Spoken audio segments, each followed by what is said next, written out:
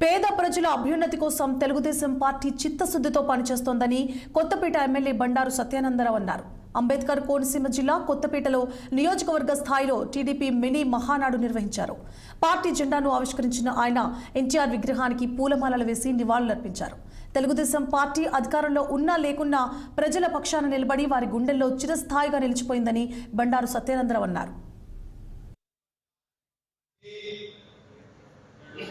మహానాడు అనేది తెలుగుదేశం పార్టీ ప్రజలకు అందించేటువంటి గొప్ప పండగ.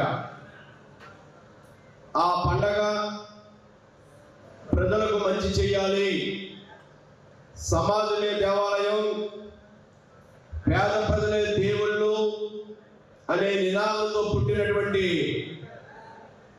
స్వర్గీయ శ్రీ నందమూరి తారక రామారావు గారు ఇచ్చిన నినాదం. ఆ నినాదమే తెలుగుదేశం పార్టీ. తెలుగుదేశం పార్టీ